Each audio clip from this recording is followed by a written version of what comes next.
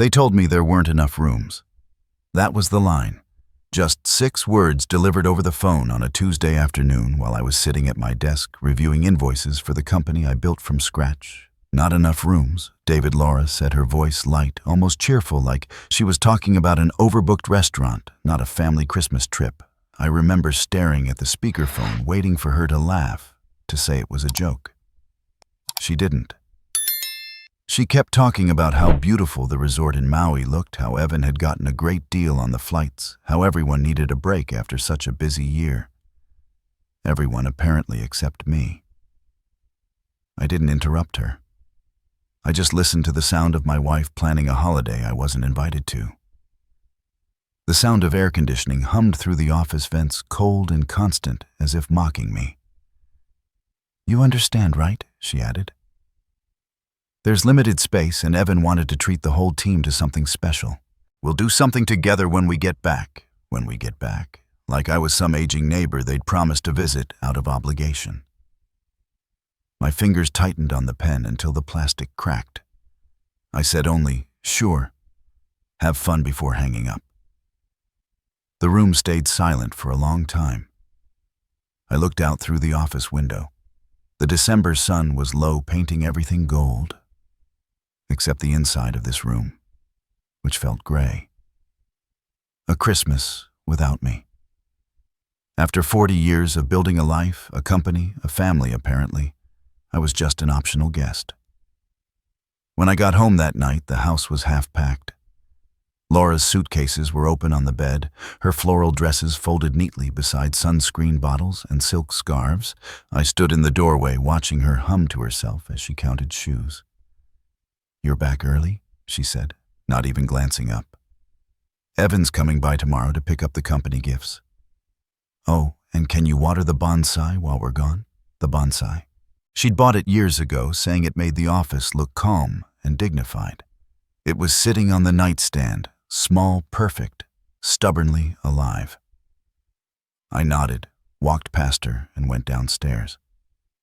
The house smelled like cedar and something faintly metallic, maybe from the old heater that hadn't been serviced in years. Funny how everything aged here except the people who were leaving.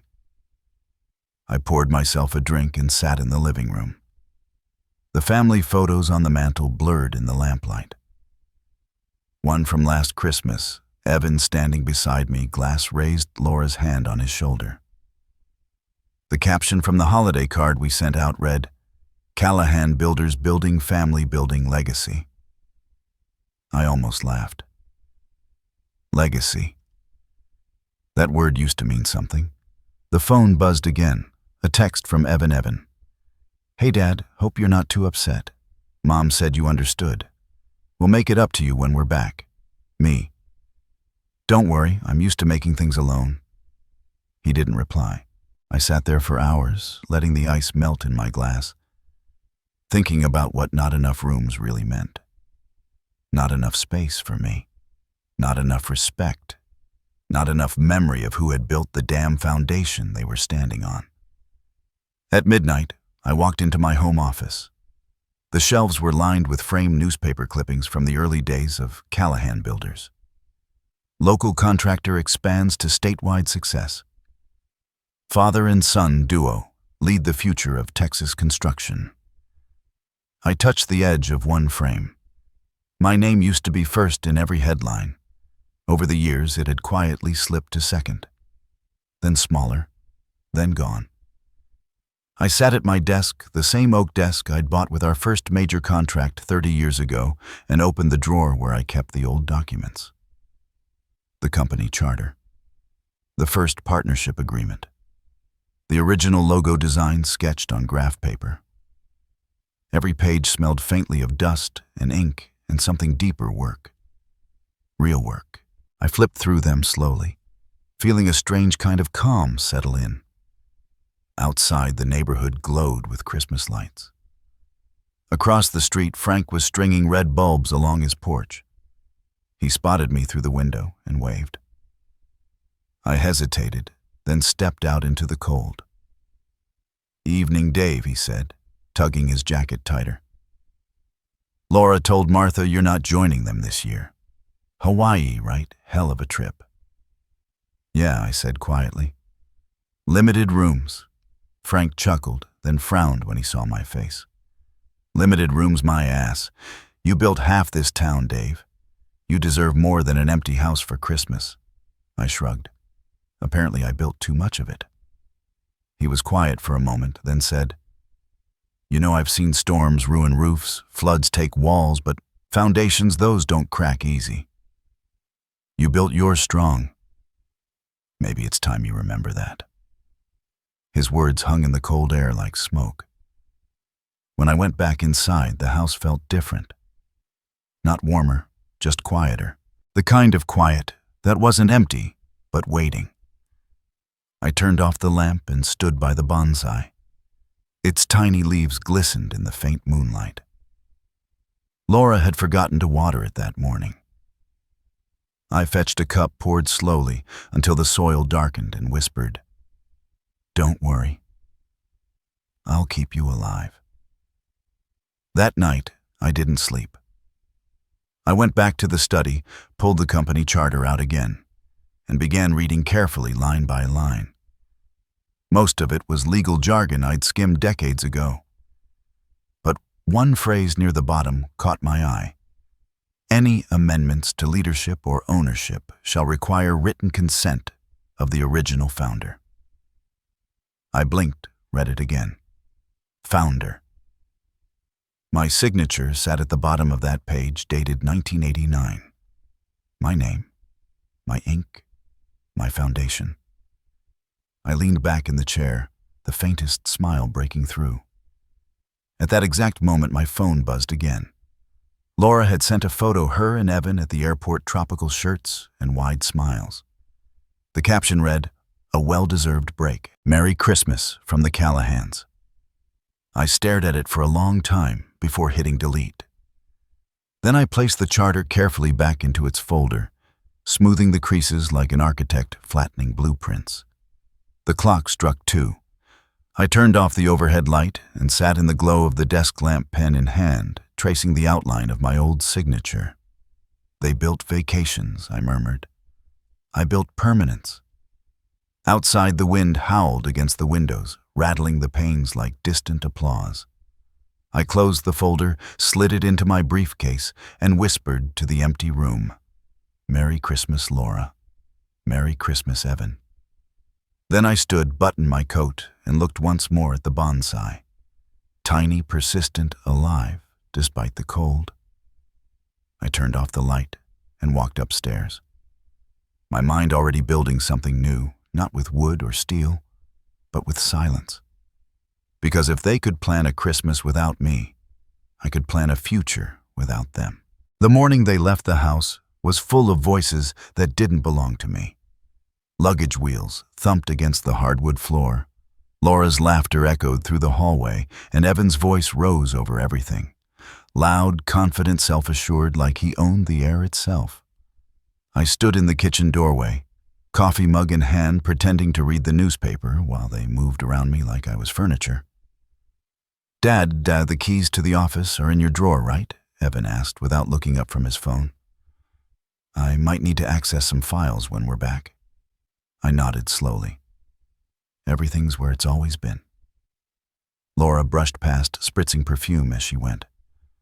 Oh, I left some laundry in the dryer. Can you pull it out later? I'll fold it when we're home.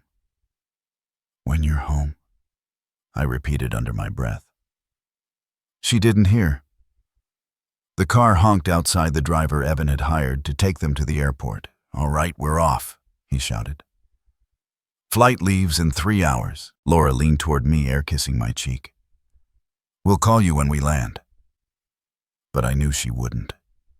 I followed them to the porch, watched the trunk close on the suitcases I'd once helped buy, watched the car disappear down the street lined with wreaths and blinking lights. The cold bit at my fingers. I stayed there until the exhaust faded and the world grew quiet again. Only the wind moved, rattling the empty Christmas wreath still hanging from our door. Inside, the silence hit differently. Every sound I made, the click of the mug on the counter, the creak of the stairs, felt too loud. I walked through each room like a stranger touring a museum of his own mistakes. Their laughter still lingered in the walls. The scent of Laura's perfume clung to the curtains. Evan's cufflinks lay forgotten on the sideboard, gleaming like small trophies. I sat on the edge of the couch and exhaled slowly. Then I took out my phone and opened our family group chat. A flood of messages filled the screen, photos from the airport, Evan holding up. Passports, Laura typing heart emojis. Family vacation starts now. One caption read. I stared at it for a long time, thumb hovering over the screen, then pressed delete chat. The room felt lighter immediately. That afternoon, I drove to the office. The parking lot was half empty, most employees already gone for the holidays. I unlocked the door, the familiar scent of paper and varnish greeting me. My office, once the heart of Callahan Builders, had become a museum too. The same oak desk, the same framed blueprints, the same clock ticking away on the wall. Except now, the name on the door across the hall read Evan R.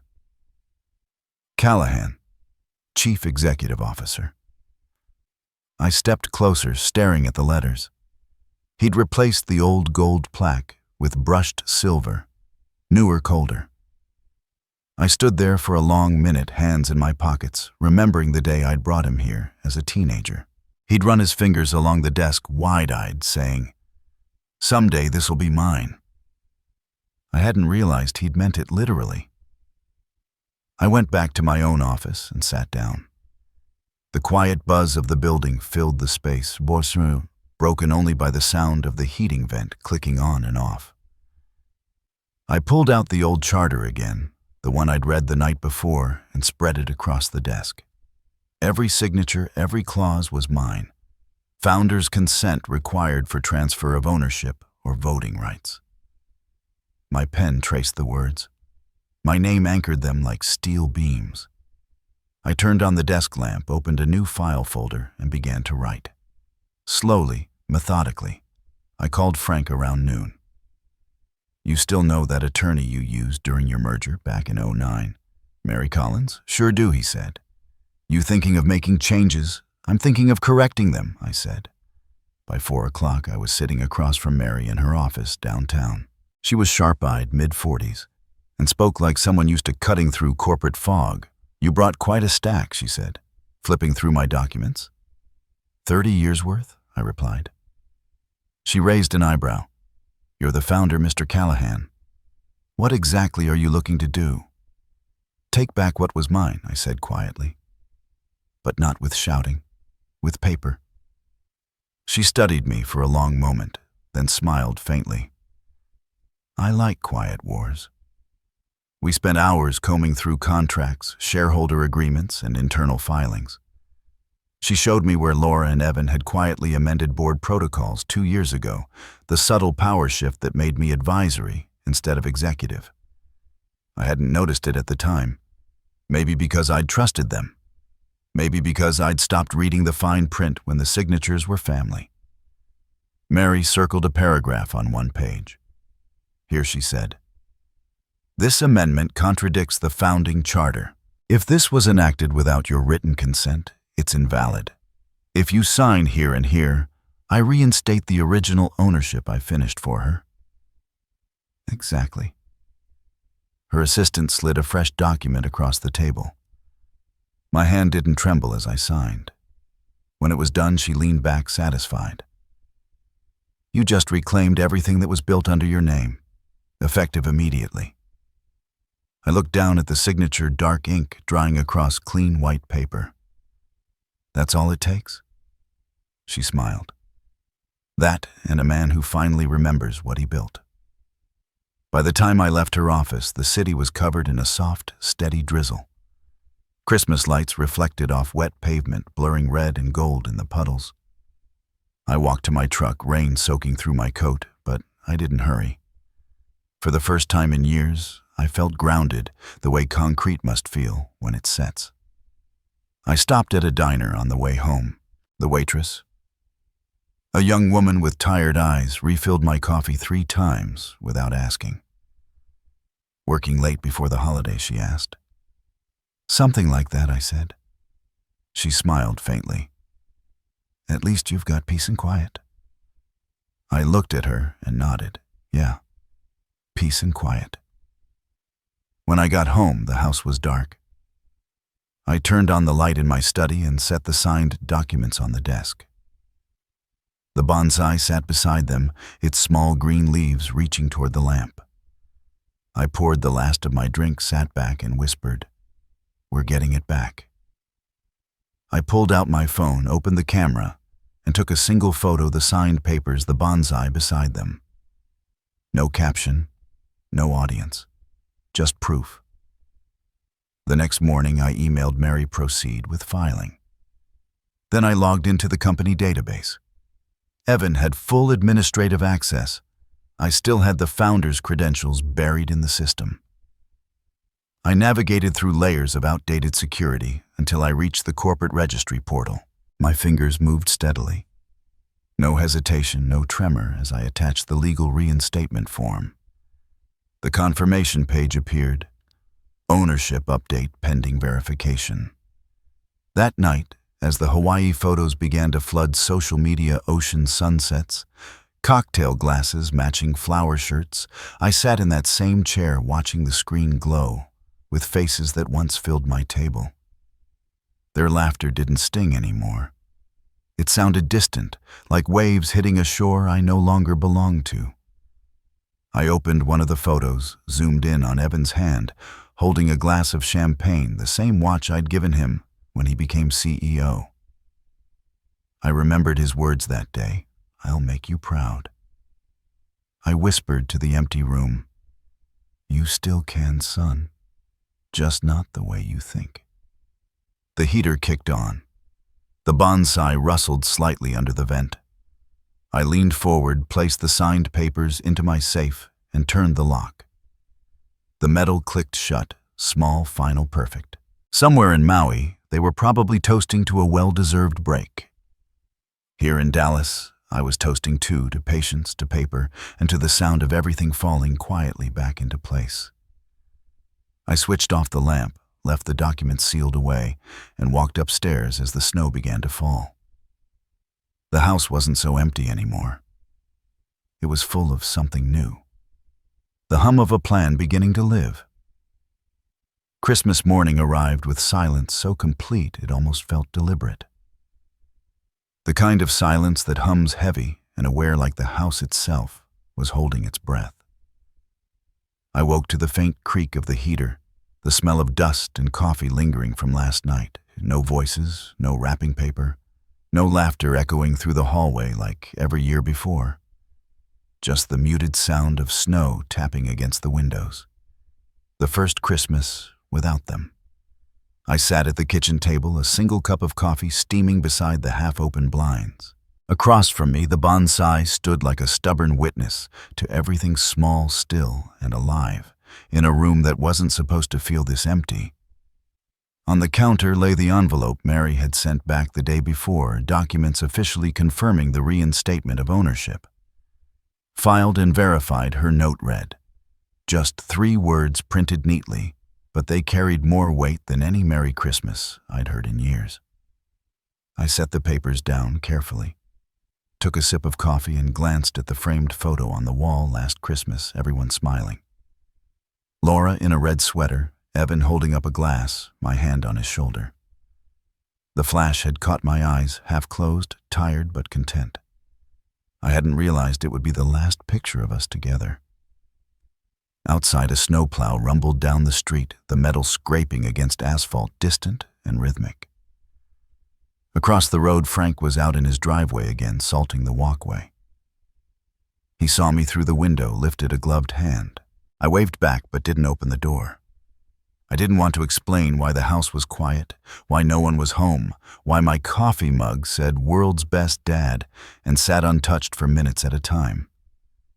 Instead, I turned on the radio. A carol was playing, one of those polished studio versions, all soft vocals and sleigh bells. It felt wrong. I switched to the news station. Callahan Builders founder David R. Callahan, has officially regained control of the company after internal restructuring. Earlier this year, I froze cup halfway to my lips. The anchor continued. Sources confirm a recent filing reversing amendments made without founder approval, reinstating full authority to Mr. Callahan, effective December 24th. Representatives have declined to comment, but insiders call it a quiet Christmas coup. I turned the radio off. So the story was out. I didn't know how it had leaked, maybe Mary's firm, maybe the public database, but it didn't matter. What mattered was that somewhere across the Pacific, while they were sipping piña coladas and taking selfies under palm trees, the world was being reminded whose name was on the company sign. I walked to the window. The snow was coming down heavier now, blanketing the lawn, muting everything further. The kind of silence that demanded attention. I thought about the years I'd spent giving speeches about family legacy, about how we were builders, not just of homes, but of trust. I used to believe those words. Maybe I still did. Only now I understood that trust couldn't survive without respect. The phone rang, jolting me from my thoughts. Unknown number. I answered anyway. Mr. Callahan. It was Mary's voice, calm but firm. Sorry to call on Christmas. Thought you should know the documents went public this morning. The press picked it up faster than we expected. I heard, I said. I just turned off the radio. Well, congratulations, she replied. And brace yourself. They'll be calling soon. They won't, I said quietly. Not yet. She hesitated. You sound calm. I am, I said, watching the snow fall. I built this in silence. I'll let it stand in silence, too. When we hung up, I leaned back in the chair and closed my eyes. Somewhere out there, the first wave of realization must have hit Laura, seeing the headline on her phone, Evan checking the business accounts, confusion, spreading through the resort like wildfire beneath the calm of Christmas music and ocean wind. I could almost hear their voices. This has to be a mistake. He wouldn't do this. He couldn't have known. But I had. That afternoon, I drove out of the city toward the edge of town, where our first construction project still stood, a modest 2-story home, now painted blue Christmas lights strung across the porch. The owners had decorated the front yard with a wooden snowman. I parked across the street, just watching for a while. That house had been my beginning. Back then, I used to work 16-hour days with my hands raw, my back screaming, but I never felt small. Building something from nothing made me feel infinite. As I sat there, my phone buzzed again. A message. Not from Evan. From one of the senior engineers, Todd, a man who'd been with me since the start. Todd, Merry Christmas, Mr. Callahan. Saw the news. Glad to have you back. It's about time. I stared at the screen until the words blurred, then typed back, me. Merry Christmas, Todd. See you after the holidays. Let's rebuild. When I returned home, twilight had settled.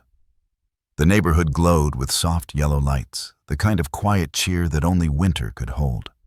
I set another log in the fireplace and sat on the rug with my drink, watching the flames move. For a moment, the warmth almost fooled me into thinking someone might walk through the door laughing, brushing snow off their coat. But no one did. Later, I went upstairs and opened the door to our bedroom. Half of the closet was empty now. Laura had packed light, but taken what mattered. I stood there a long while before opening the nightstand drawer.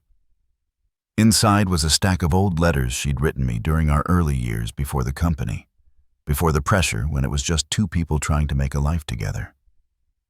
One letter caught my eye, dated December 1993. No matter how hard things get, don't forget why you started building, because you wanted to give people homes. That's who you are, David. I folded it shut. The edges had yellowed. The handwriting was younger, certain, full of belief. Downstairs, the heater clicked off again. The silence that followed wasn't cruel this time. It was steady, measured. Like the pause between hammer strikes, intentional, patient, necessary. I went back to the study, pulled out the folder again, and placed Laura's letter beside it. Two versions of the same life, one built from love, one rebuilt from truth. Outside, the snow thickened, turning the streetlights into glowing halos. I watched it for a while, before whispering to no one. Merry Christmas, wherever you are. The words didn't ache like I expected them to. Instead, they fell into the quiet like snow onto concrete, soft, silent, but leaving a mark that would last long after the storm passed. I reached for the bonsai on the desk, trimming a small branch that had grown too wild. A single leaf fell onto the paper below, landing next to my name. I smiled faintly. Good roots, I murmured. They always find a way to grow again. And for the first time that day, I realized I wasn't angry anymore. I was awake. The first message came 2 days after Christmas, around 6 a.m. My phone buzzed across the kitchen counter while I was making coffee. I didn't need to check the name. I already knew. Dad, what the hell happened? I stared at the screen for a long moment before silencing the call. The snow outside had turned to slush, overnight gray and heavy, coating the edges of the street. The world looked tired, like it needed to rest from all the pretending. I poured the coffee black and waited for the next buzz. It came seconds later. Mom's freaking out. The papers say you took back the company. Tell me it's not true. I didn't answer. Instead, I walked to the window, pulled the blinds open, and let the pale winter light spill into the room. The bonsai sat on the sill, green and alive roots, gripping the soil like it had something to prove. By the time I sat down with my mug, another message appeared. You blindsided us. I thought you were done with that place. I typed one line and deleted it before sending. There was no point explaining something he wasn't ready to understand. At 9, Frank knocked on my door, cheeks red from the cold. He held up a folded newspaper, the headline in bold, Callahan legacy reclaimed, founder reinstated after disputed transfer. You made the front page, he said, stepping inside. Not my intention, I replied. He grinned. Still feels damn good though, doesn't it? I didn't answer. Instead, I motioned toward the coffee pot. You want some? He poured himself a cup, took a long sip, then said, I heard Evan's been calling everyone, trying to figure out how you did it. I looked up. And what are they saying? That you played them quiet, he said. No lawyers in courtrooms, no shouting, no scandal. Just paper and patience. I gave a small shrug. I've built everything that way. Frank leaned against the counter. They're saying you caught them off guard. The press loves that kind of story, the silent redemption arc. I smiled faintly. Redemption's a loud word for something that feels more like cleaning up a mess. He laughed. Still, I'll tell you what every old contractor in town's raising a glass to you. About time someone reminded people integrity still counts. I nodded, but my eyes were elsewhere on the bonsai by the window. By noon, the messages turned from angry to desperate. Dad, please call me. We need to talk. Then, you can't just ignore us.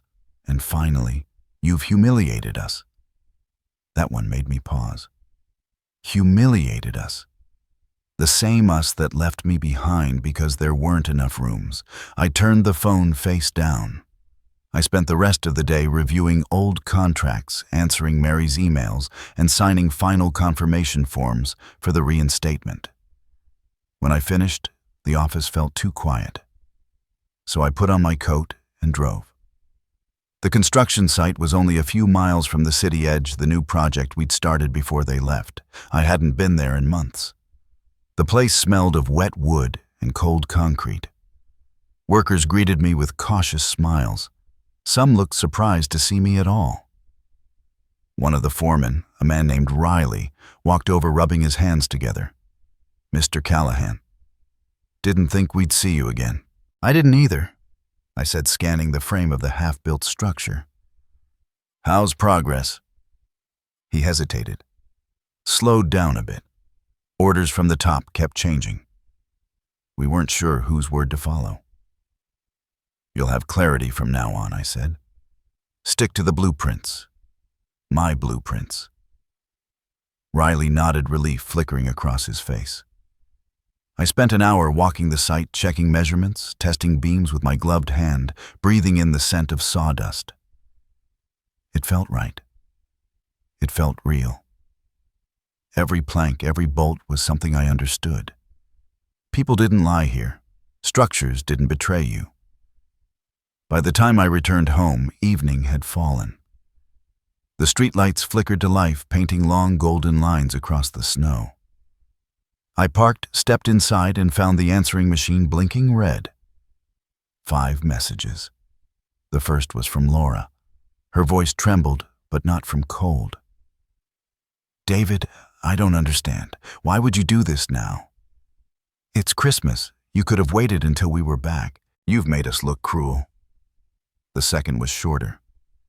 "You can't just erase us from the company. That's not how family works." The third came from Evan. "You didn't even tell me. I was supposed to lead that board meeting in January. Do you realize what this does to my credibility?" The fourth was silence for 5 full seconds. Then a whisper, "Please call Dad." The fifth was from the hotel in Hawaii. The automated voice said, "Your requested room charge has been declined." I laughed once, not bitterly, but quietly, the way someone laughs when the universe ties its own irony into a perfect knot. I sat down, picked up the phone, and finally dialed a number. Not theirs, Mary's. She answered on the second ring. "Everything settled?" I asked. "Yes," she said. "The account's assets and voting rights are now fully under your name. The transfer logs are public record as of this afternoon."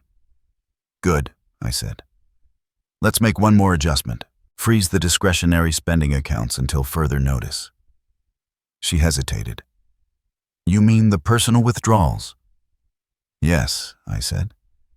"If they want to spend, they'll need to earn." After the call, I poured myself another drink and sat by the window. Snow had started again, falling in slow, deliberate flakes. The street was quiet, the kind of quiet that feels earned. The phone buzzed once more. This time a picture. Evan again. He'd sent a photo of the hotel pool, blue and perfect, with the caption, "Hope you're happy, Dad. You ruined Christmas." I looked at it for a while, then replied with a single message. I didn't ruin it. I just stopped paying for it. I turned off the phone, placed it face down, and let the silence fill the room. The fire crackled in the fireplace, soft and steady. On the mantel, the family photo from last year still sat in its frame. I stood, took it down, and placed it in the drawer of my desk. Maybe I'd keep it, maybe I wouldn't. Not out of spite, just because some things belong to another version of yourself. Before heading upstairs, I watered the bonsai again, watching the soil darken under the droplets. It stood taller now, reaching toward the lamp like it knew something had changed. "Limited rooms," I whispered, smiling faintly. I found space anyway. As I turned off the light, I caught my reflection in the window, an older man, tired, but steady eyes clear for the first time in years.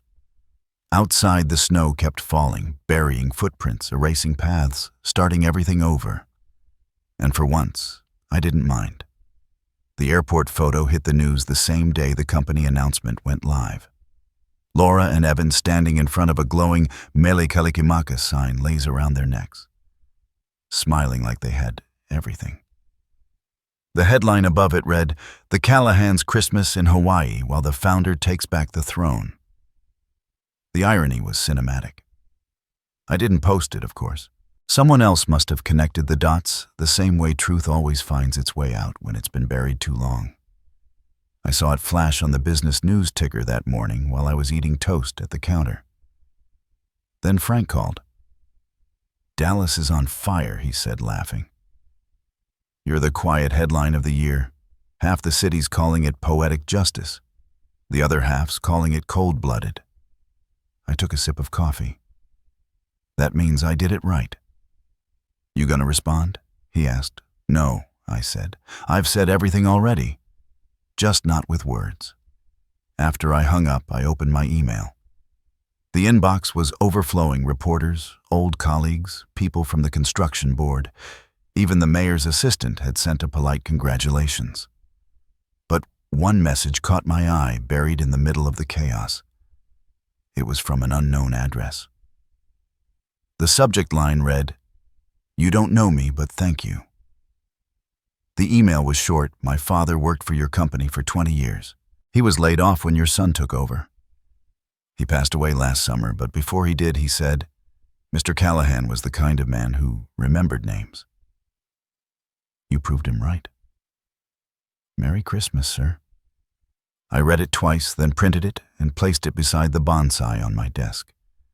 It meant more than all the headlines combined. By noon, my phone lit up again, Mary this time. You'll want to know this, she said. The board just voted to formally reinstate you as chairman.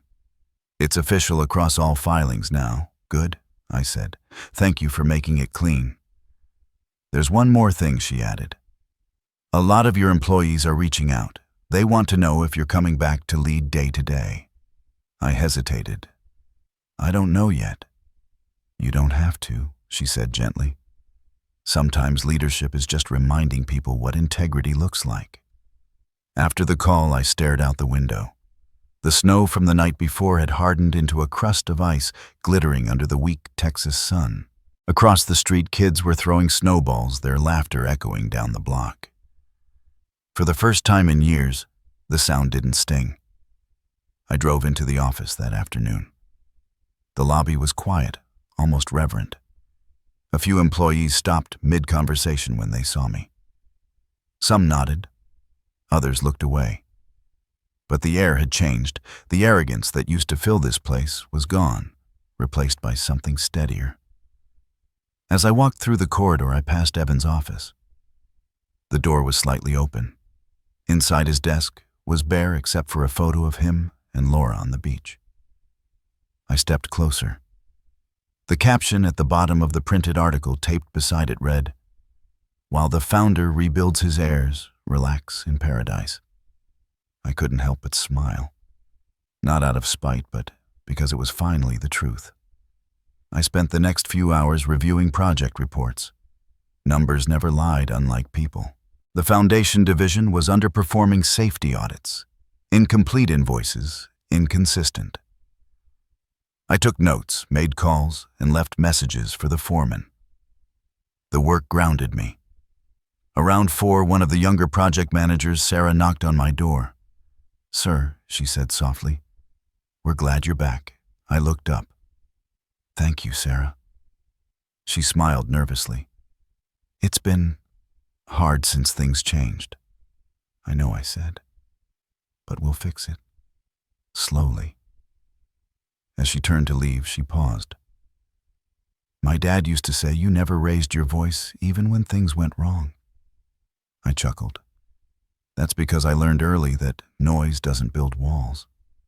Bricks do." She laughed, then closed the door behind her. When the day ended, the office lights dimmed automatically.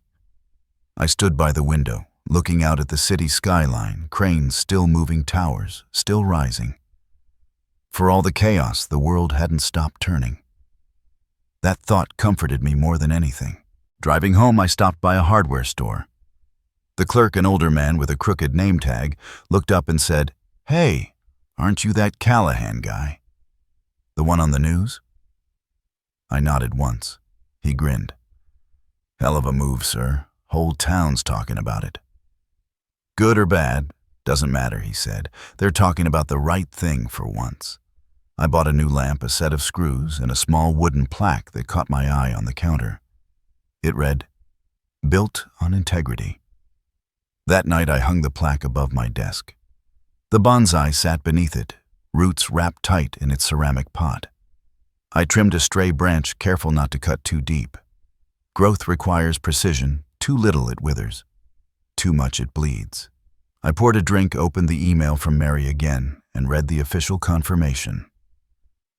Ownership and governance of Callahan Builders reinstated to founder effective December 25th.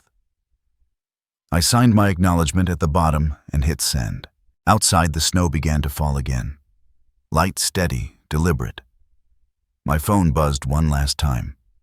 Evan. A single message this time. You couldn't wait until after the holidays. I stared at it, then typed back. You couldn't wait to exclude me. Then I put the phone away and let the silence win. Later that night, I stepped out onto the porch. The neighborhood was dark, save for the soft glow of Christmas lights. I could hear faint laughter from the houses down the street, families gathered around fireplaces, exchanging gifts, telling stories. Frank's house across the way was alive with music. He saw me and raised a glass from his porch. To the man who doesn't need a holiday to make things right, he shouted. I laughed quietly and lifted my glass back. Merry Christmas, Frank. He grinned. Merry Justice, more like it. The words hung in the air and I realized he was right. This wasn't revenge anymore. It was equilibrium. I stayed outside until my breath turned white and my fingers went numb. The cold didn't bother me. It felt honest, the kind of cold that reminded you you're still alive. When I went back inside, I turned off the lights and stood in front of the bonsai once more. Its small green leaves shimmered under the dim glow of the desk lamp. I whispered to it, "We're not done building yet." Then I sat down, opened a fresh page in my notebook, and wrote 5 words across the top, Phase 2, Start over quietly. Below it, I drew the outline of a new foundation. Not of buildings this time, of boundaries, of worth, of peace. The first real storm of the season rolled in that night. Wind howled through the cracks of the old window frames and rain tapped steadily against the glass like impatient fingers. I sat awake in my study, the lamp casting a warm circle of light on the desk, where the bonsai stood, green, steady, and stubborn as ever. On the desk beside it lay the new architectural sketches I'd been working on for weeks. Not blueprints for skyscrapers this time, but for something smaller, human, a shelter. The plan was simple. Convert one of our unused storage facilities into a transitional housing center for laid-off workers and their families. The name came to me without thought, the Callahan Renewal Project. Maybe it was selfish, a way to prove something to myself. Maybe it was redemption. Either way, it felt right. At 2 a.m, I turned off the lamp and leaned back in my chair. The house was completely still. For the first time in years, the silence didn't feel empty. It felt earned. The next morning, I called Mary. I want to start something new, I told her. She sounded intrigued. Another company? No, I said. A foundation. Quiet, local, no press.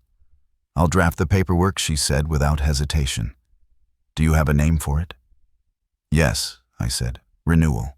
After the call, I packed a thermos of coffee and drove to the construction site. The roads were slick from last night's rain puddles reflecting the gray sky. When I arrived, the crew was already working saws, whining metal clanging. The sound used to be background noise. Now, it was rhythm purpose. Riley, the foreman, waved. Morning, Mr. Callahan. Weather's giving us hell, but we're keeping pace. Good, I said. Storms test what's built right. He grinned, nodding in agreement. I spent the morning walking the frame of the new residential block, checking bolts, watching workers measure beams. Every detail mattered. Somewhere along the years, Evan had replaced craftsmanship with cost-cutting. I was going to undo that. By noon, my hands were cold, and my coat was streaked with dust. It felt better than any boardroom victory.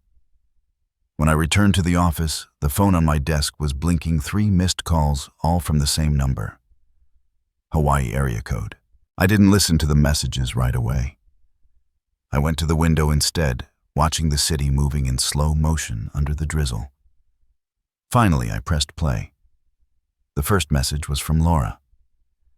David, please call me back. This isn't right. Evan's account access has been frozen. The hotel said the cards declined. What's going on? The second message hours later was tighter, sharper.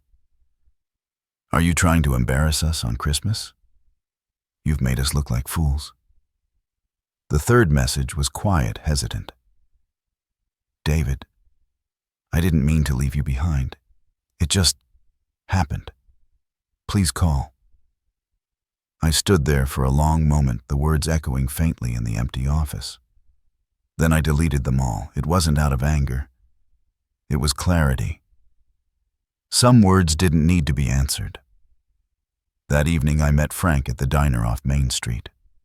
He was already at the booth, 2 mugs of coffee waiting. You look lighter, he said. Guess taking back your empire suits you. I chuckled.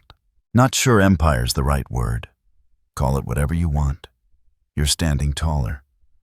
Hell, even your voice sounds different. It's quiet, I said simply. I like it that way. He nodded. So what's next? I told him about the renewal project, about converting the old facility into something useful. Frank whistled. From CEO to builder again. Guess you really can't stay away from sawdust. I smiled. Some of us build because it's who we are. The rest just decorate what others made. He lifted his mug. To rebuilding the right way this time. We clinked cups, the sound soft but certain. When I got home that night, the air was still heavy with rain. I opened the door to find an envelope on the floor. No stamp, no postmark. Just my name written in a careful, familiar script. Inside was a folded note. We're coming home early. We need to talk. No signature, but I didn't need one. I set it down beside the bonsai and poured myself a drink. The house creaked as wind pressed against the windows. Somewhere outside, a loose gutter rattled, and I thought of all the times I'd ignored small noises until they became big problems. Not this time. The next day, I met with Mary in person. Her office smelled faintly of leather and fresh paper. She handed me a folder. Everything's ready, the foundation's filed. You're officially the founder of the Callahan Renewal Project. I flipped through the documents. You're efficient? She smiled. You're decisive. As I stood to leave, she asked, Do you think your family will reach out again? They already have, I said. And I'll let them talk first. That evening, the city lights shimmered under a thin mist. I took a detour on the drive home, stopping at the lot where the old Callahan warehouse stood. It was massive steel walls, concrete floors, dust collecting in corners where time had gone still. But when I switched on the lights, the place came alive in golden echoes. I walked to the center of the floor, the sound of my footsteps echoing like heartbeat. I could almost see it, bunk beds along one wall, a communal kitchen, a small workshop space where men and women could learn trades. A new foundation, not just for the company, but for people who'd been forgotten.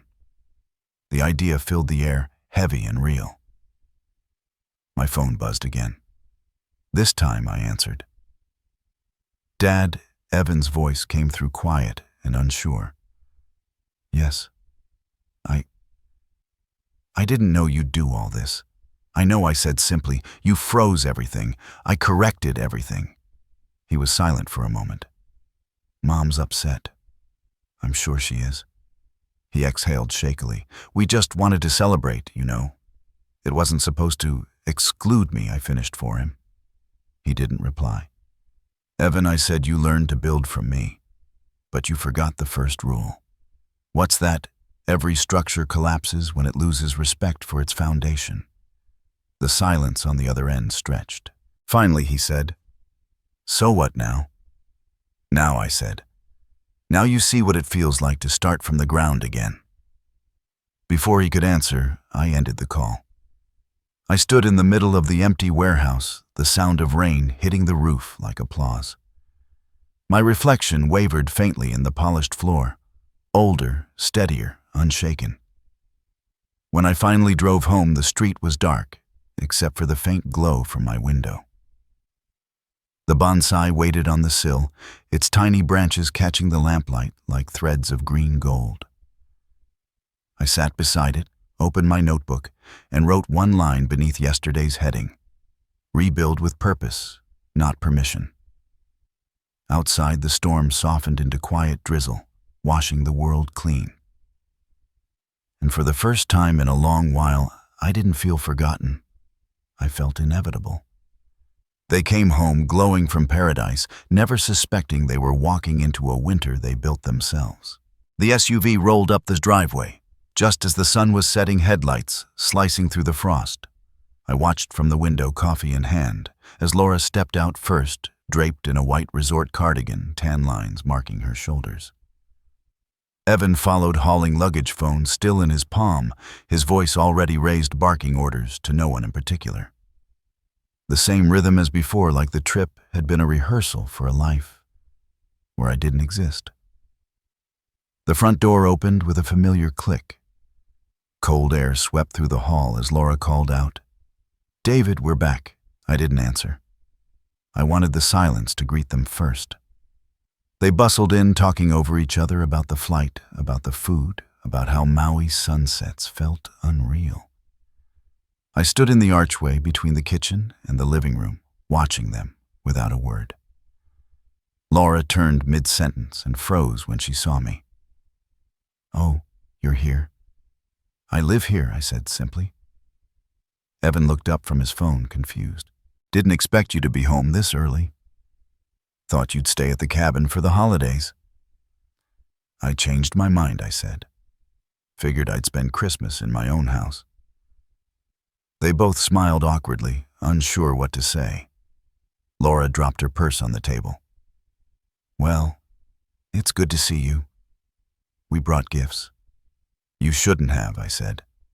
"You already took what mattered." The sentence hung there, sharp and bare. Evan shifted, muttering something under his breath. Laura straightened her shoulders, smoothing her cardigan like armor. "David, can we talk about this later?" she said. We just got in, and I nodded toward the table. "Later's fine. There's something waiting for you anyway."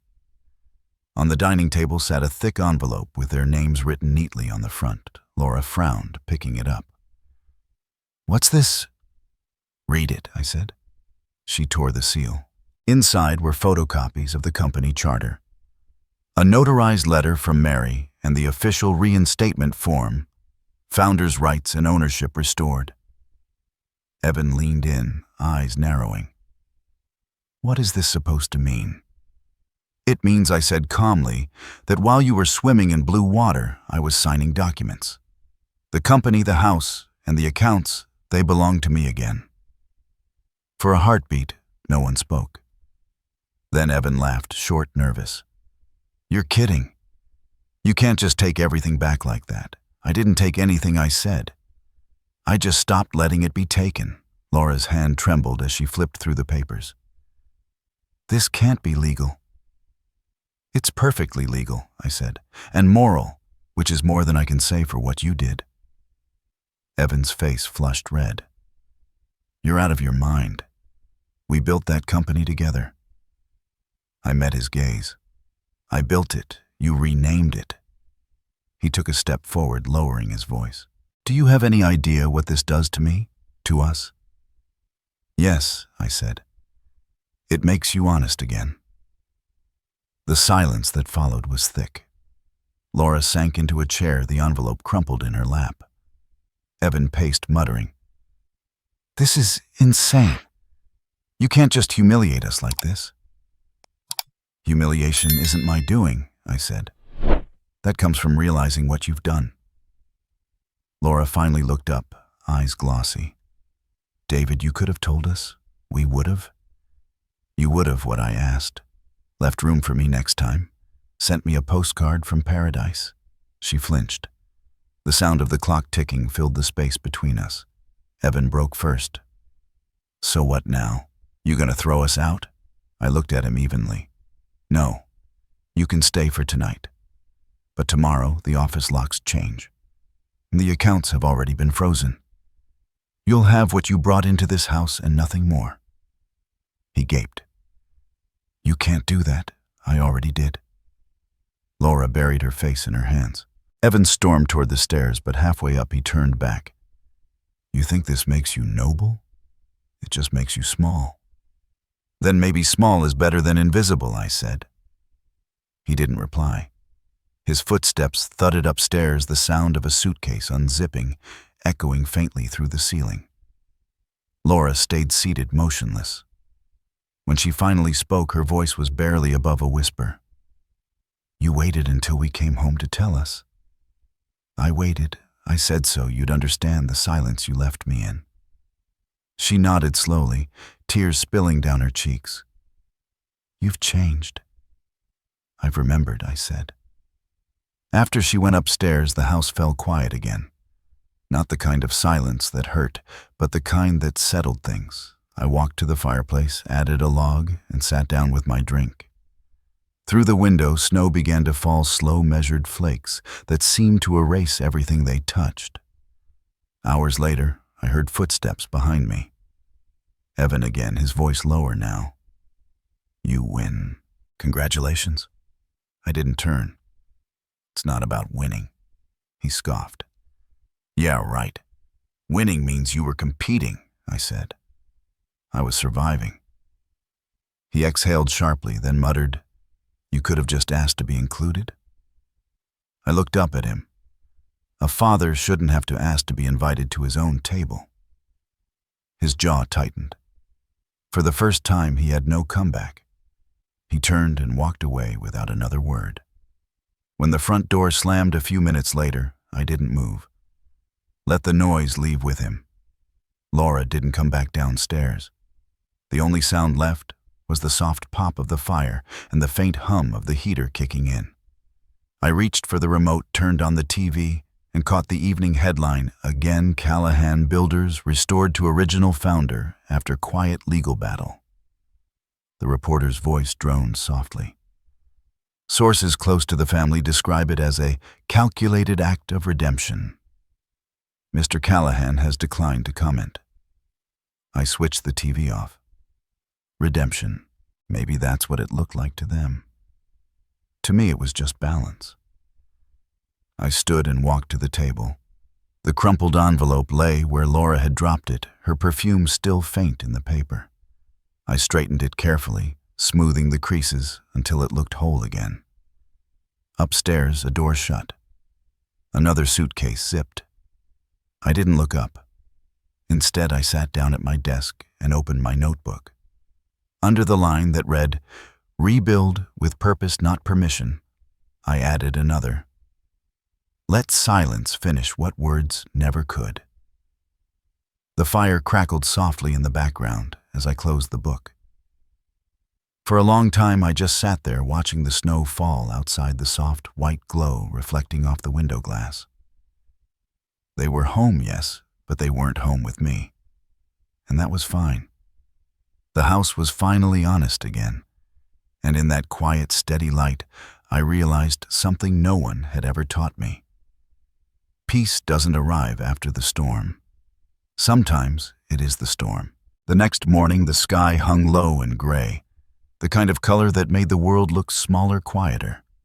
I arrived at the Callahan Builders headquarters before sunrise. The parking lot still half empty, the neon sign outside flickering faintly against the winter fog. For the first time in years, the name on the glass doors, David R. Callahan, founder and chairman, looked like it belonged again. Inside, the air smelled faintly of coffee and dusted pine from the lobby tree the staff had put up. The receptionist, a young man I didn't recognize, straightened in surprise. Good morning, Mr. Callahan. I nodded. Morning, son. You're in early? He smiled nervously. Rumors said you might be back today. Rumor was right. The elevator ride was silent. I could hear the faint hum of the lights above and the soft click of the floor numbers climbing. When the doors opened to the executive level, the hallway lights were already on. A few employees looked up from their desks, startled, then quickly nodded greetings. At the far end of the corridor, Evan's office door stood open. His voice carried down the hall, low, tense, controlled. "We'll contest it if we have to. I don't care what the filings say." He hadn't seen me yet. I walked toward the door, each step echoing softly on the tile. When I reached it, he turned phone in hand, mid-sentence. The words died in his throat. "Dad, Evan." For a moment, we just looked at each other, the air thick with all the things neither of us had said over the past few days. His tie was crooked, his jaw tight. Mine, I imagined, was just steady. He gestured vaguely at the office. "Guess congratulations are in order. You got what you wanted." "I didn't want this," I said. But I wasn't going to keep pretending it was still mine while someone else held the keys. He let out a short, humorless laugh. "You think you're the hero in this story?" "No," I said. "I think I'm the builder. Heroes are for bedtime." He moved behind the desk, my old desk, and set his phone down. "So what now? You'll fire me, lock me out, maybe call the press again." I shook my head. "You've done a fine job of that yourself." His jaw clenched. "You humiliated me." "No," I said quietly. "I gave you perspective."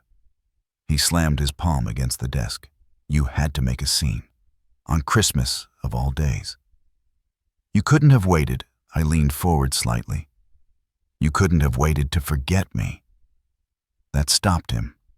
He froze, eyes flicking up to meet mine. For a second, the man standing there wasn't the self-assured executive. He was the boy who once begged to ride in my truck to job sites, the boy who used to hand me nails and call me the smartest man alive.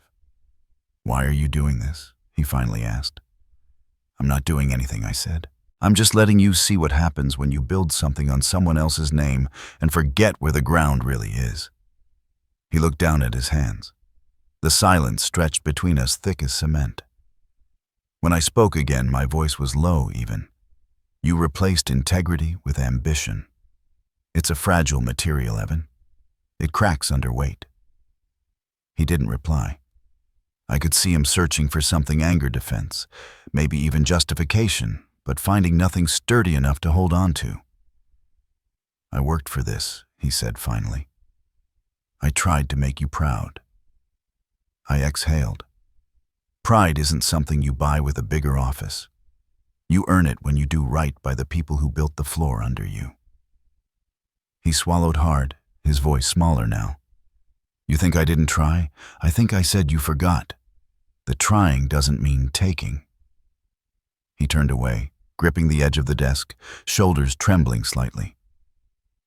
"So what do you want from me?" "Nothing," I said. "That's the point." I stepped around the desk, standing beside him, not across from him. "You're staying," I said. "But not as an executive." He frowned, confused. "What? You'll have an office downstairs. Project division. You'll report to Riley, the foreman you barely remembered existed." His eyes widened. "You're demoting me. I'm letting you rebuild," I said. "From the ground up." He laughed bitterly. "You can't be serious." I met his gaze.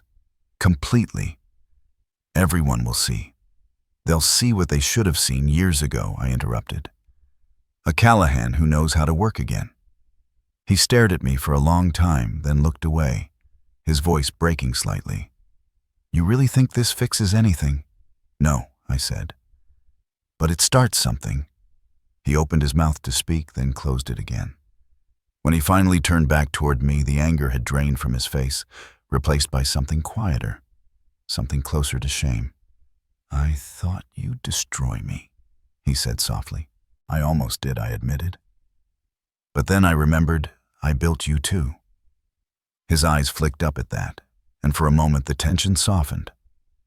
We stood there in silence, two men who had both broken something, one through neglect, the other through trust, and somehow ended up in the same room again, staring at the ruins together. Finally, I gestured toward the door. "Go home, Evan. We'll start Monday." He hesitated. "You mean that I don't say what I don't mean?" He nodded once, then picked up his coat. As he passed me, he paused. "You're different," he said quietly. "I had to be," I replied. "You left me no choice." When he was gone, I walked to the window and looked out over the city.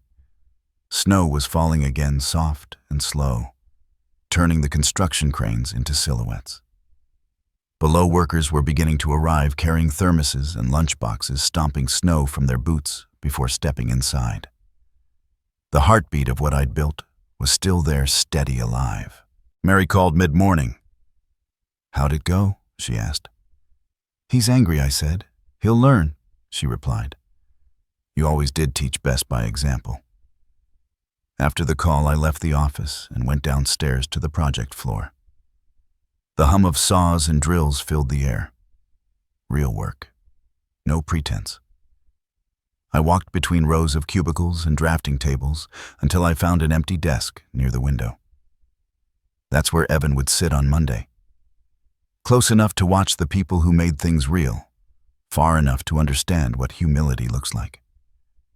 I sat there for a while, imagining it, the two of us side by side, finally building again. Not for applause, not for credit, but for something that would last. When I finally stood, I left a note on the desk in my handwriting. "Every foundation begins beneath the surface. Welcome back to the ground." As I walked out, the morning sun broke briefly through the clouds, lighting the company sign on the front lawn. The gold letters gleamed against the snow. For the first time in decades, I didn't feel like I was returning to something. I felt like I was beginning again. And as I stepped outside into the cold, I realized that silence, the same silence that had once felt like exile, now felt like the sound of peace taking shape. The courthouse smelled faintly of old paper coffee and rain-soaked coats. I stood at the entrance, coat collar turned up, watching the crowd gather along the marble steps. Reporters huddled beneath umbrellas, murmuring to each other. Cameras balanced on shoulders, waiting for something to happen that would give their stories heat. Mary met me just inside the doors, hair pulled into a neat twist, her expression calm in the way only lawyers learn. "You ready?" she asked. I nodded. "I've been ready for years." "Good," she said. "Let's make it official." The courtroom was smaller than I expected. Clean, modern, no grand chandeliers, just the soft hum of fluorescent lights and the sound of pages flipping. On one side sat Laura and Evan, both in dark suits, faces tight. Across the aisle, I took my seat beside Mary, hands folded neatly in front of me. The judge entered, robes swaying, and the bailiff's voice echoed, "All rise." I rose slowly. It felt strange standing there in silence while the weight of decades hung invisible in the air. The proceedings began quietly. Mary spoke first. Her voice was clear, deliberate, almost surgical. "Your Honor, this is not a case of revenge. It is a case of rightful restoration. My client, Mr. David Callahan, the original founder of Callahan Builders, seeks recognition of ownership unlawfully transferred through amendments executed without his consent." The opposing attorney stood, buttoning his jacket too quickly. "Your Honor, the plaintiff voluntarily ceded decision-making power years ago. These amendments merely clarified." Mary cut in smoothly, sliding a document across the table. "Clarified? Then perhaps you can clarify this," she said. "This is the founding charter dated 1989, signed and notarized, stipulating that any alteration of ownership or voting rights requires written consent from the founder. That signature," she pointed to the scrawled blue ink, "is my client's. No such consent was given." The judge leaned forward, adjusting his glasses. "And this was filed at the time of incorporation?" "Yes, Your Honor." It was also verified again in 2002 during a corporate merger. Across the aisle, Laura's lawyer whispered something to her. Evan's hand tightened around his pen until his knuckles turned white. Mary continued, each sentence landing like measured hammer strikes. What happened in 2021 was not a clarification. It was an erasure.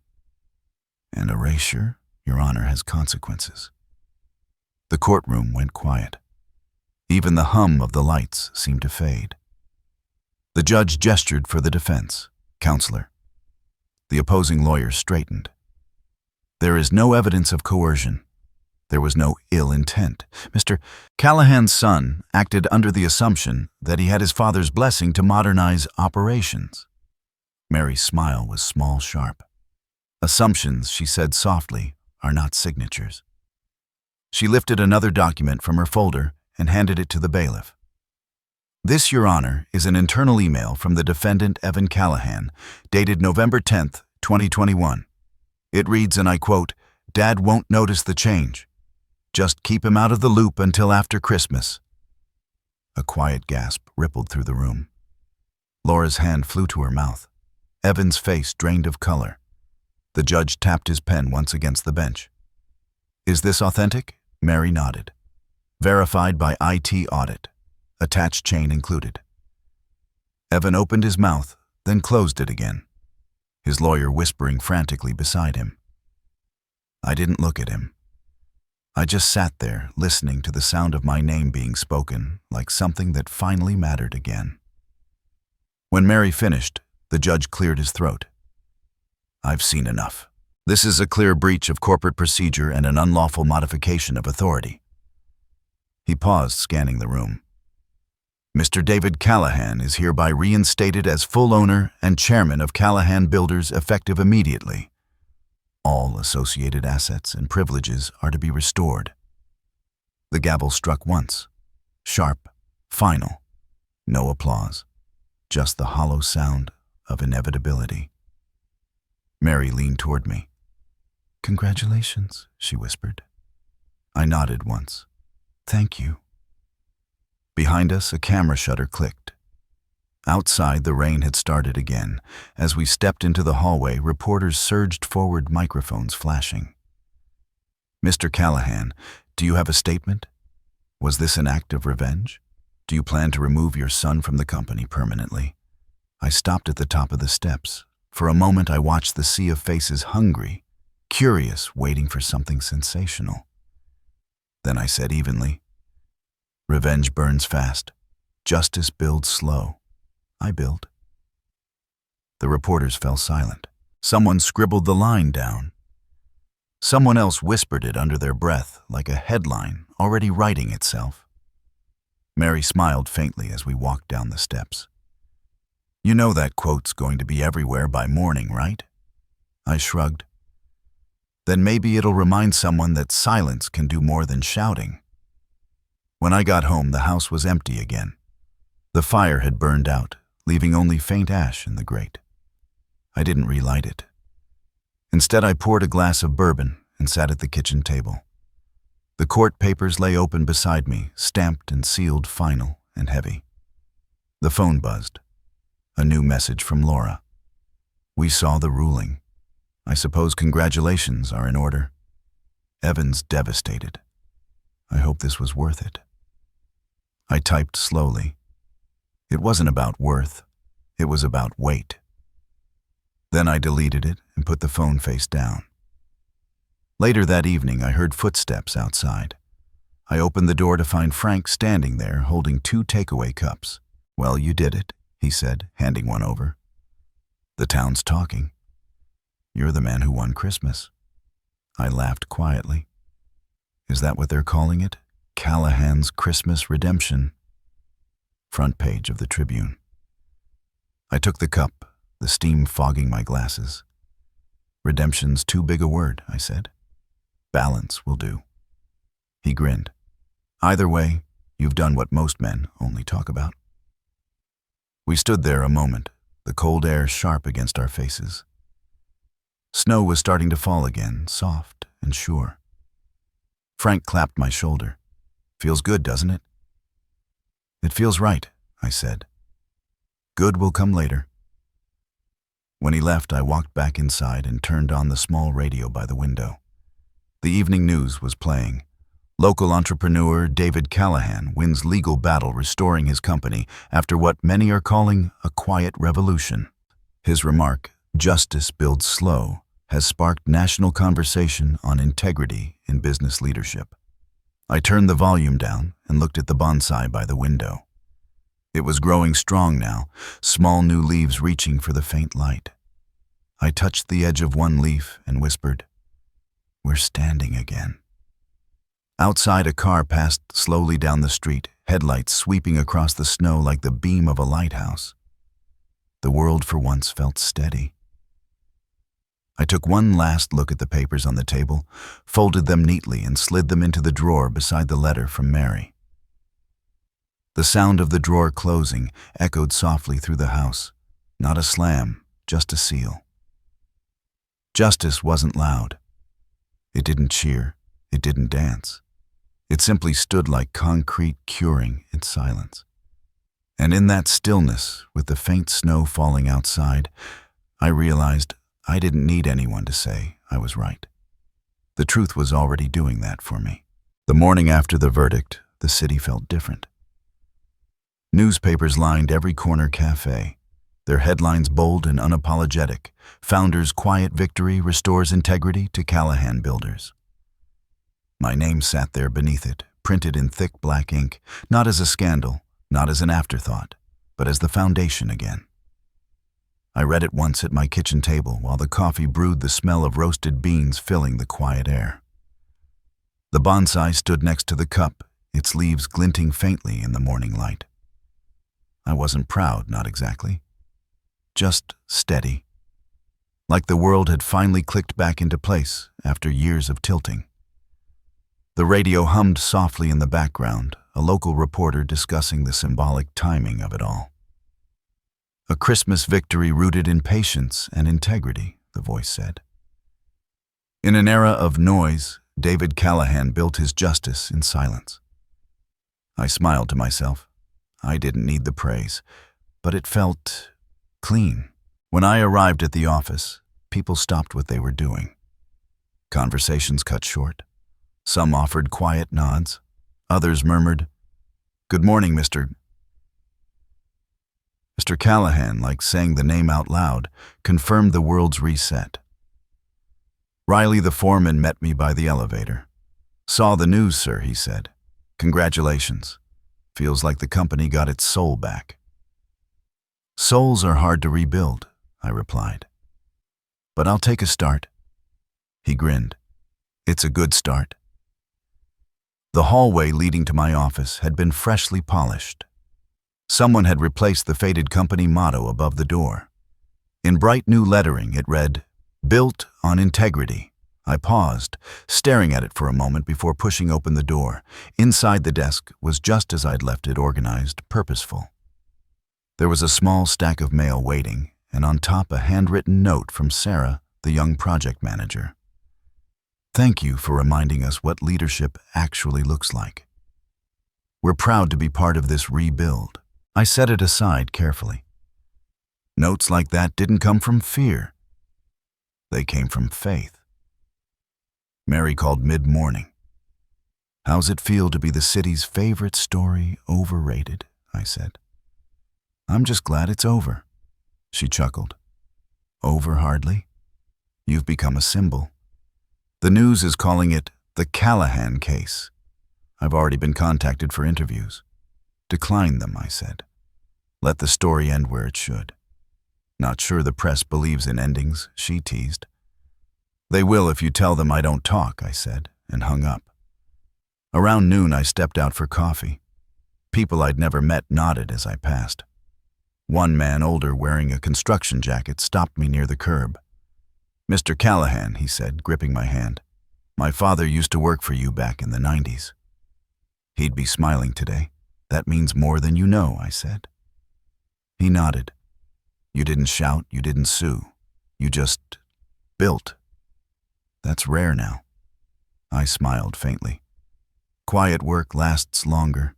By afternoon, my inbox was filled with messages. Some from strangers, others from business owners across Texas, thanking me for showing that decency could still win. I read each one, then deleted them all. I didn't need to collect applause. Around 3, the receptionist buzzed my line. "Sir, Channel 8. is here. They'd like a comment. Tell them I'm not available. They said it'll only take a minute. Tell them to build something worth a minute, then we'll talk, I said. The line clicked dead. An hour later, I found myself standing by the office window, looking down at the city cranes trucks and concrete dust glowing under the winter sun. Callahan Builders was humming again. Work mattered again. That evening, I returned home to find Frank waiting on my porch, a bottle of red wine in his hand. Brought the good stuff, he said. For Dallas's most famous introvert.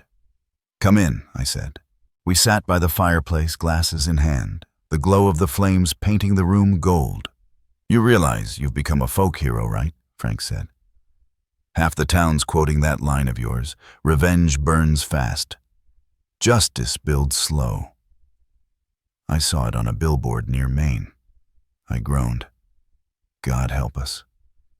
Hey, it's a good thing, he said, laughing. You gave people hope. That's rarer than money these days. I didn't give them anything, I said. I just stopped giving away what was mine. He studied me for a moment. So what happens now? I rebuild, I said. Not buildings, people. The crew, the young ones, maybe even my family if they're willing to show up. Frank raised his glass. To second foundations. I clinked mine against his. To stronger ones. After he left the house was quiet again, but not empty. The kind of quiet that feels full, like music you can't hear, but still sense. I walked into the study, turned on the lamp, and opened the folder labeled Renewal Project. Blueprints sprawled across the desk, clean lines, steady measurements. A vision that finally made sense. The project wasn't just about construction anymore. It was about dignity.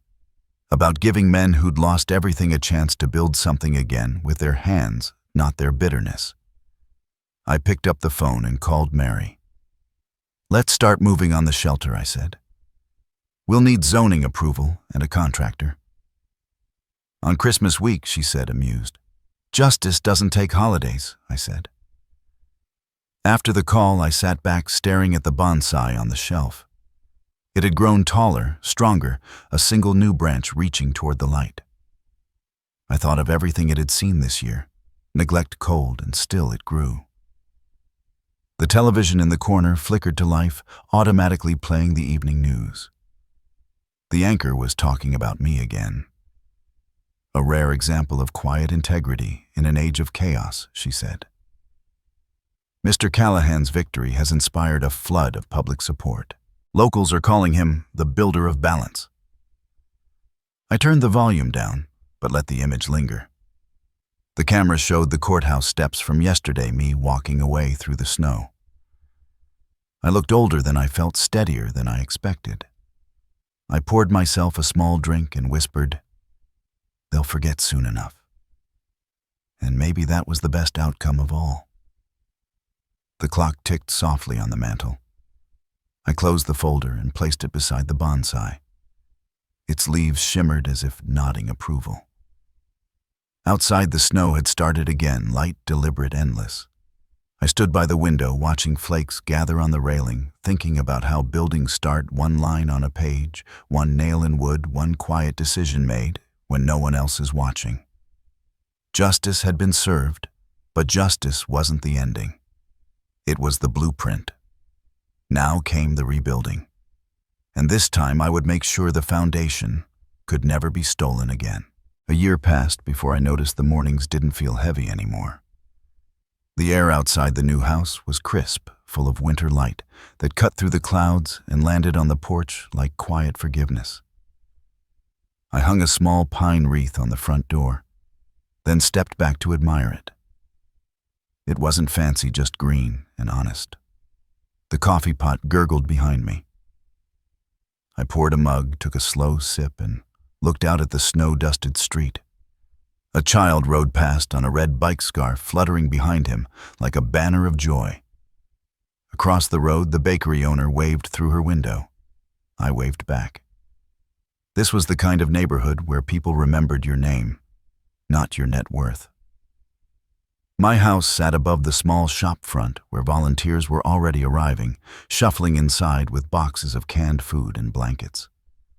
The sign over the entrance read, "The Callahan Center for Renewal." The paint was still fresh, the letters simple.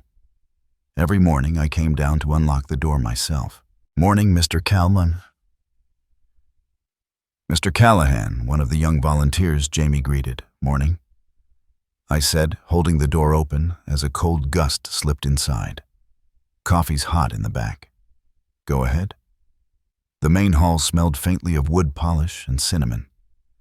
The tables were lined with blueprints, donation forms, and half-eaten muffins. A few men were repairing a broken chair near the wall. No marble floors, no board meetings, just work that made sense. Frank arrived not long after, his scarf crooked as always. "So, this is the Empire Reborn," he said with a grin, handing me a brown paper bag. "Breakfast from the bakery. They said you forgot to pick it up yesterday." "I didn't forget," I said. "I just wanted to give them something to gossip about." He laughed. "They already are. Whole block calls this place a miracle." "Miracle's too big a word," I said, unwrapping a croissant. "Let's call it repair work." Frank leaned against the counter. "You ever think you'd end up here running a shelter instead of a skyscraper?" "Sometimes," I said. "But this time, every wall we build means something." "That's new." He nodded, eyes soft. "I'll drink to that." At noon, I stepped outside with a clipboard checking off names as people arrived for the afternoon meal.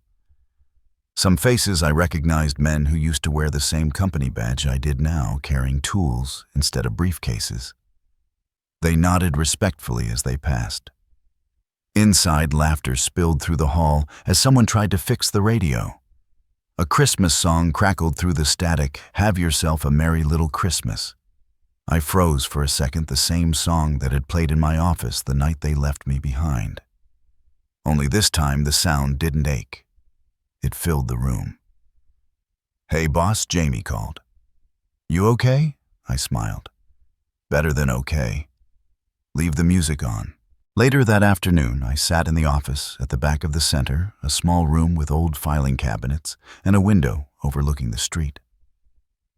The bonsai sat on the sill, thriving a small forest in miniature. I opened a drawer and pulled out a stack of letters, people who'd written after the news spread. I never answered most of them, but I kept everyone. One was from a woman in Ohio. "My son was fired unfairly last year. He read about you and decided to start again. He said, 'If a man can lose everything and still rebuild, so can I.'" "Thank you." I placed it back in the drawer, heart steady. The words no longer made me proud, they just reminded me of the weight I carried.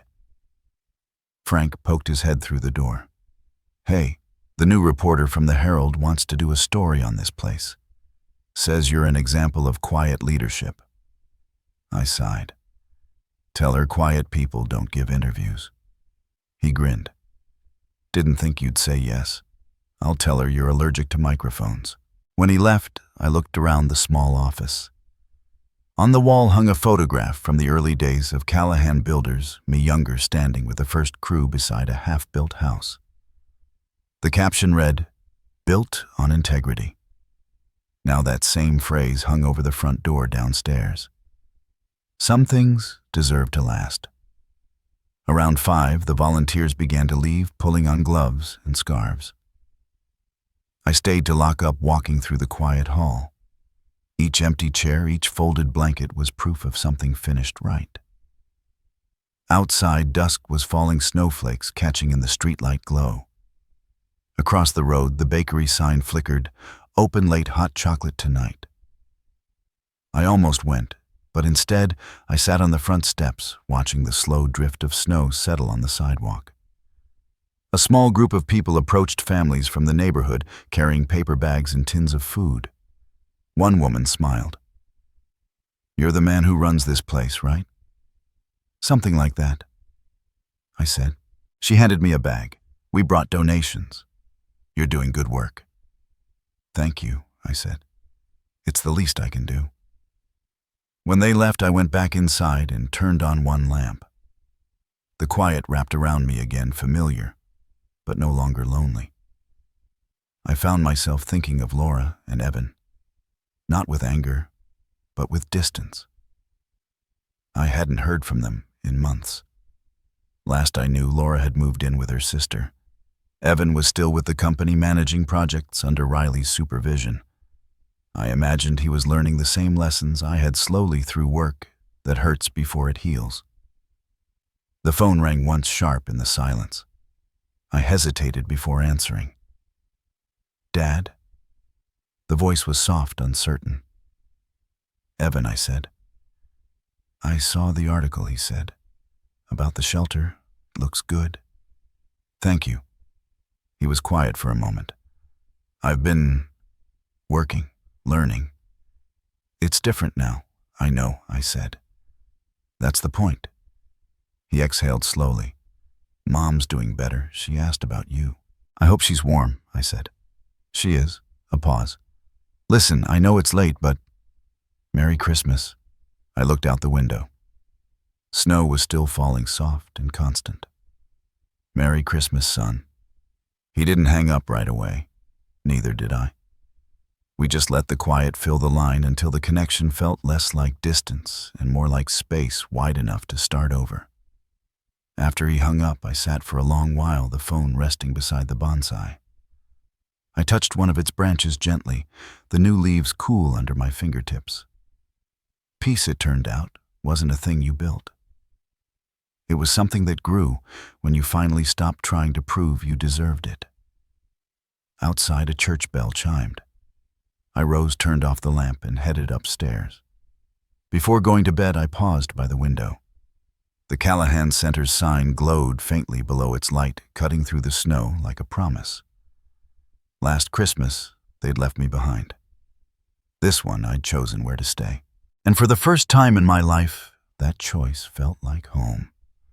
The following spring arrived, like a quiet apology from the sky. The snow had melted into soft streams that ran along the curbs. The air smelled faintly of earth again, and the construction crews at the renewal project site were back to work. Steel beams rose against the pale blue horizon, the skeleton of something that hadn't existed a year ago. I stood near the gate with a hard hat tucked under my arm, watching a young crew lift the final support column into place. The sound of metal meeting metal echoed like a heartbeat. For a moment, I just closed my eyes and let it sink in, not pride, not triumph, just stillness. "Looks good, doesn't it?" Frank said, stepping beside me with his hands in his coat pockets.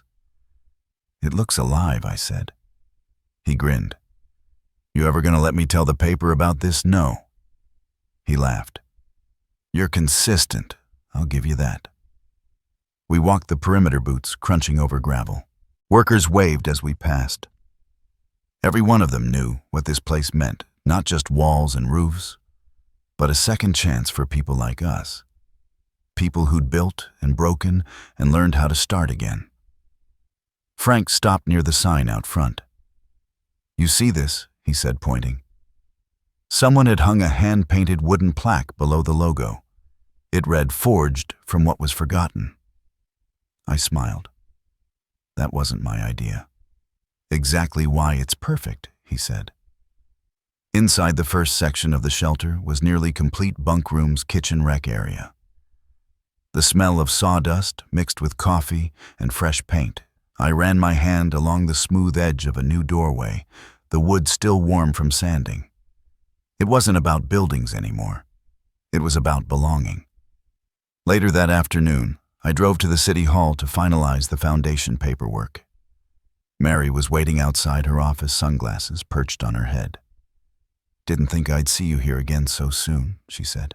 "Thought I'd save you the trouble of chasing me down," I replied. She handed me a folder. "Everything's done. The Callahan Renewal Project is officially registered as a nonprofit." "Congratulations, David." "Feels strange hearing that word again," I said. "What congratulations?" "No," I said, smiling faintly. "David." She chuckled. "You've earned it back, As we walked out together, she paused by the door. "By the way, I heard from your son. He sent over the final permit approvals this morning. Said to tell you the foundation inspection passed." I stopped. "Evan handled that. Personally," she said. He also added a note, "For Dad. Built right this time." For a long moment, I couldn't speak. The noise of the street blurred into the background. When I finally found my voice, it was low and steady. "Thank you." That evening, I drove back to the site. The workers had gone home, and the sky had turned the color of molten gold. The steel frames glowed against the sunset. I climbed the temporary stairs to the top floor, just plywood and railings for now, and looked out over the city. The air was warm, the kind that carried the smell of rain even before it fell down below. I could see the new sign illuminated for the first time, Callahan Renewal Project, founded 2024. I thought about the road that had led here, the phone call that started it, the silence that followed the papers, the courtroom, the empty house. And then the rebuilding. Quiet, slow, deliberate. Every cut, every loss had shaped the structure I was standing in now.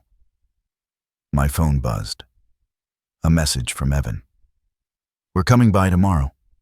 Mom too, if that's okay." I stared at the screen for a while before typing back. Doors open. When I arrived home that night, the bonsai sat on the windowsill fuller than ever. I trimmed a small branch, careful and precise, and placed the clipping into a shallow dish of water. The tiny green leaf floated there, stubbornly alive. The next day, I woke early, made coffee, and waited. At 9, the doorbell rang. Laura stood there first, her expression uncertain, but softer than I remembered. Evan stood just behind her, holding a wrapped box. "Morning," I said. "Hi, Dad," Evan said quietly. Laura smiled, tentative. "You look good." "So do you," I said, stepping aside. "Come in." The air between us was careful at first, filled with small talk about weather work, the city's new road expansion. But something had changed. The sharp edges were gone. Evan placed the box on the table and unwrapped it. Inside was a framed photo, the new building still under construction, sunlight spilling through its beams. Below it, a brass plaque read, "For those who rebuild themselves." Laura looked around the house, her gaze landing on the bonsai. "You still kept it," she said. "Of course," I replied.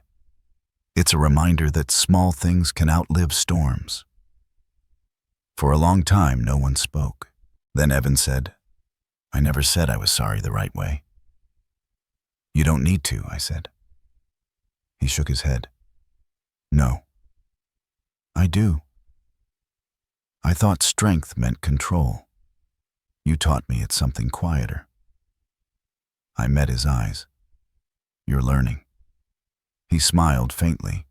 "Trying." Laura's eyes glistened. "We were wrong, David. We just didn't see you." I nodded. "You don't have to explain. Some lessons only stick when they hurt." She reached across the table, resting her hand over mine. "Can we start over?" I looked at both of them, older, humbled, real. "We already have," I said. Outside, the sky broke open, rain falling in a steady curtain. I left the window cracked so the sound filled the room. We sat there for hours talking about nothing and everything, while the rain washed the street clean.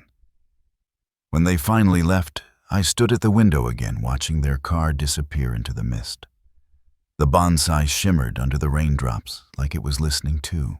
Later that evening, I walked to the renewal project alone. The floodlights were on the building, glowing softly against the night sky. I unlocked the door and stepped inside. The scent of fresh wood and wet air wrapped around me.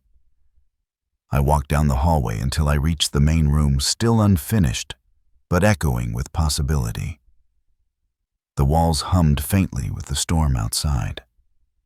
I set my hand on one of the new beams and whispered, "Merry Christmas, old friend," though it was months past the holiday.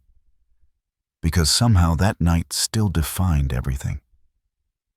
It was never about revenge. It was about recovery.